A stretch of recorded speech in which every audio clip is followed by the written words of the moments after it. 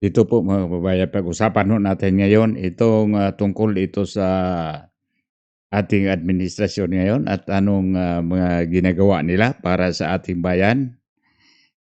Ano bang inuna nila, ekonomiya ba o ang korapsyon? Yan. Ekonomiya or korapsyon. Therefore, ang inuna nila ay korapsyon. Yan. Ang ekonomiya pinapaubaya na lang nila sa mga oligarko. Yan. Dahil nanggaling sa oligarko yung mga pera, yung mga buwis-buwis niyan, iyon kinukurap nila, yan. Ito po mga kababayan, sa pamamagitan nitong dalawang tao dito, nasa nasa harapan natin, nang dahil sa kanilang dalawa, naisahan nila si Inday Sara. Yun, ba? Unang-una pa lang, ito collaborate ito mga Marcos sa mga Duterte. Yeah, 'di ba? Para sila ay maangat. Yan, kumbaga maangat. Pero hindi pala yung pag-angat ang pakay nila para sila makapagnakaw ulit. Yun. Nang dahil din ito kay Martin Romualdez, ito ang ginagawang kasangkapan para magkaroon ng basura. Yan. Kaya may kasabihan, may pira sa basura. Yun. Ito, usapan natin ngayon. Ano nang ginawa ngayon sa ating pamahalaan? Maliban sa bising-busy sila sa kanilang pamulitika, ito inuna nila politika, korapsyon, yung ekonomiya pinagbaubaya na lang nila sa mga oligarko, sa mga businessmen, mga businesses, pinaubaya lang nila doon. Pero yung inuna nila ay ang pamulitika at ang pagnanakaw. So, dahil sa kanilang pagnanakaw, marami silang napupulitika ding mga kasamahan nilang mga politiko. Yan. Paano ko nasabi yon? Dahil yung perang ninakaw nila, yun ang pangbayad nila sa mga politikong kurap din. Yan. Bakit ko nasabi to? Ito mga kongresman na gustong tanggalin si BP Sara ay pinabayaran yon. Marami ng mga kongresman na nagsabi-sabi, ilang paulit-ulit na, ilang beses natin 'to narinig sa mga balita. Ito na ngayon ang pinaka-peak sa kanilang mga plano, yung mga kababayan, ha, pinaka-peak ito. Iniisa-isa na nila ang lahat na senador na ang leaning ay sa Duterte. Yun. Para saan? Para makabuo sila ng 3C. Anong ginagamit ng administrasyon? Ginamit nila ang kanilang mga aso. Yun. Si Estrada, si Ruben Padilla, 2 bilyar. May nakaabang ng mga reklamo laban sa kanila. Yung huli, si Senator Marcolita.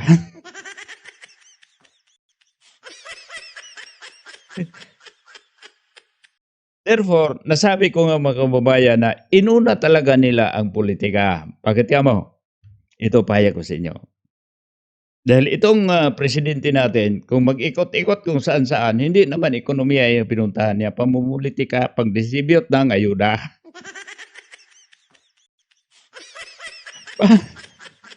Pakita ka sa tao, distribute po ng ayuda. Di ba? Pamulitika yon. Pakita yung mukha mo doon, tapos magkwento-kwento ka pa. Tapos, dito, adlib ko lang dito ha. Gawin natin itong katatawanan, itong ginawa ng Pangulo natin. Yung nakwento niya patungkol sa landfill, na lumiyab. Sabi niya nang dahil daw sa mga plastik, dahil kung ano-ano daw, dahil daw dun sa init, lumiliyab.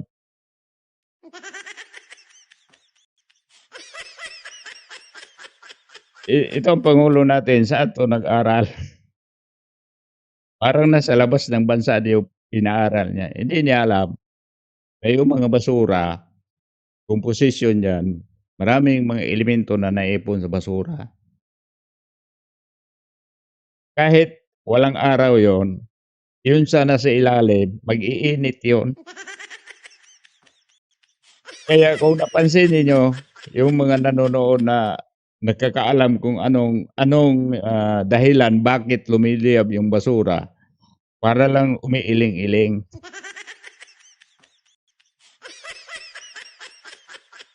So, inuna niya dun, may nasabi ba siya na ano, patungkol sa ekonomiya? Tinuturuan ba niya yung mga tao? May sinasabi ba siya na ano, may napatayo na siyang mga negosyo, may naimbitan na siyang mga investor para magpatayo ng negosyo dito sa Pilipinas para yung mga taong, gustong magtrabaho ay may mapagtrabahuan para may mapagkukunan ng mga ano, pera para sa pangtustos nila sa pang-araw-araw, 'di ba, wala.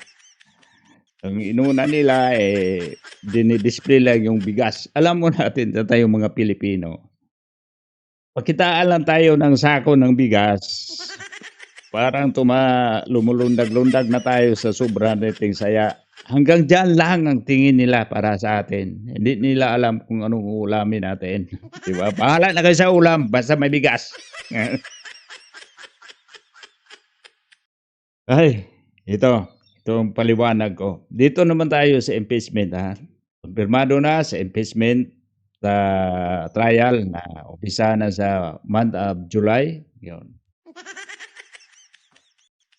Tamang-tama naman yung buong, buwan ng June, ubos na yung mga senador, ubos na, ngayon ang pinaka-ano ngayon si Senator Bato de la Rosa. Ito po mga kababayan, ito pag-usapan ho natin ngayon. Si Senator, Bato de la Rosa ay dating PNP chief. Magaling 'yon sa intelligent, magaling 'yon magmasid, magaling 'yon kumuha ng mga information galing sa labas. Therefore, yung sinasabi niya na ano, may warrant talaga, alam na niya 'yon, kaya hindi siya na sumisipot. Pero ngayon, ay inutos na, may nagsabi na itong alam niyo po mga kababayan, ito kasing, Supreme Court natin, hati. Hati, hindi sulid. Kumbaga may naimpluwensyahan diyan na sobra sa kalahati.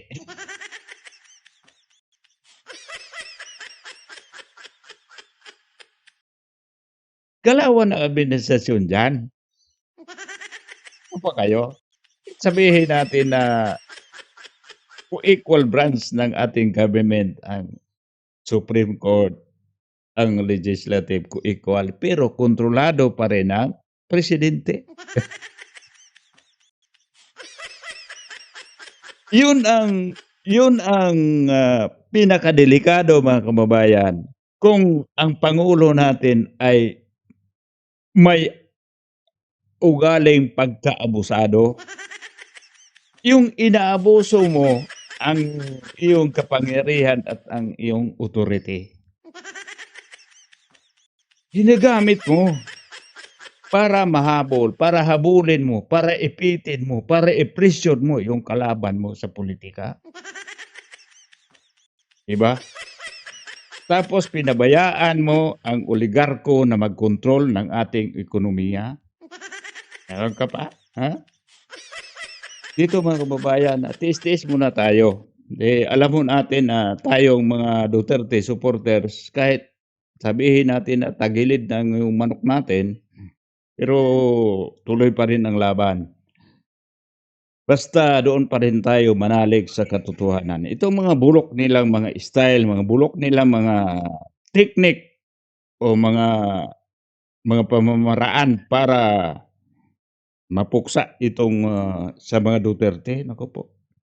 Huwag tayong, magpapadala diyan mga kababayan. Kahit sabihin man natin na parang may agam-agam na, may bulung-bulungan na walang mangyayaring halalan sa 2028. Walang mangyayaring halalan dahil, nakaabang na yung aminda ng ating konstitusyon. Tapos yung ginawa pa nilang, pampagana, pampalasa diyan para doon sa mga legislator. May, term extension na nakaabang para sa kanila. Sino bang hindi lumulundag-lundag diyan? Yung kapangyarihan nila at yung mga opportunity para sila makapatuloy sa kanilang pangungurap ay madagdagan ng 3 taon. Naku! Ay naku! Kaya yun mga kababayan, kapit-bisig lang tayo, kapit kamay tayo hanggang sa dulo. At, ito'y lahat ay mapagtagumpayan natin. Alam mo natin itong mga galawan ngayon, pinatrabaho na nila ang sa legislative. Yung unang-una lang, doon talaga sa kamara. Yun, 'di ba sa kamara, doon talaga tinitira yung mga tinitira yung mga kalaban. Ngayon na na ang impeachment, andoon na sa Senate, naipasa na nila, sino na naman tinitira nila, sinong iniipit nila? Mga senador, oh, 'di ba? Halatang-halata naman mga kababayan. 'Di ba, yung baka maubos nila yung 13 diyan sa 13 yan sa majority, para maubos nila yon. At, yung sa minority, hindi pa rin sila nawala ng pag-asa dahil sabi ni Erwin Tulfo, 11, 13 daw sila, 'di ano man lang, isa naman lang daw kulang para magiging, majority ulit sila. So, alam ho natin mga kababayan, naisip-isip ko, 13 yung kinakailangan tapos 11 sila, dagdagan ng isa, 12 pa rin. Bakit kaya nagiging 13? Baka kambal yung baka kambal yung idadagdag nila, isa lang pangalan. Ito po mga kababayan, sa sobrang atat-atat ba na makuha nimo ang, mayoriya, maano ka talaga, mabe-bend ang iyong isip.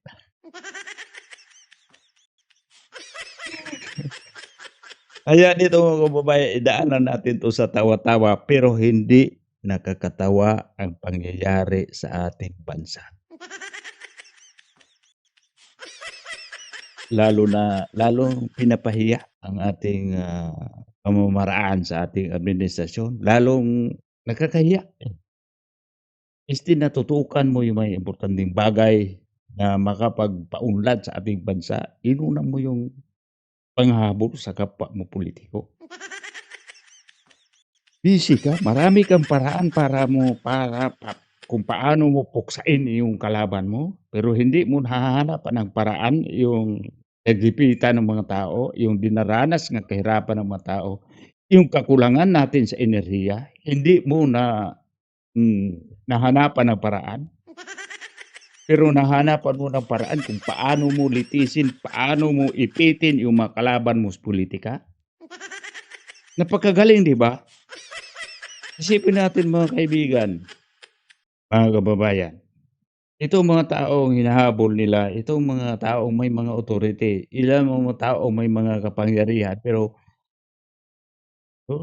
kayang-kaya nila. Paano na tayong mga ordinaryong Pilipino? Padadala lang tayo sa kanilang pambubula. Ito po mga kababayan ha, dagdag ko pa dito, saksak sinagol na 'to, itong mga huling, mga mambabatas, itong mga congressman na nag-resign.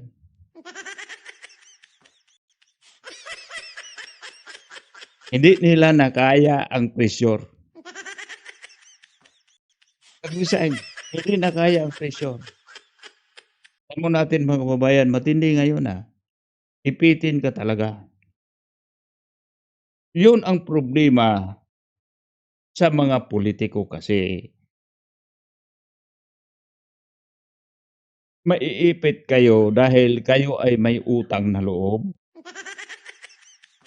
May utang kayo sinisingil na kayo, mangutang pa.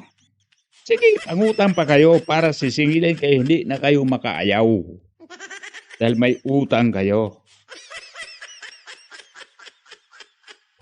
Bago tayo magtapos dito mga kababayan, huwag kalimutan yung dalawa, nasa harapan natin, yung nagbubulong-bulungan. Huwag natin. Pagdasal natin na itong isang babaeng magandang nasa baba, ito ang magiging presidente natin sa 2028. Ito ay pamamagitan ng dasal natin at pakikibaka natin para sa suporta itong babaeng ito. Dasal ko po ay tayo ay magtatagumpay. Hanggang dito lang po. Salamat po at hanggang sa susunod nating video. Mahal natin ang Pilipinas. Mabuhay ang sambayanang Pilipino.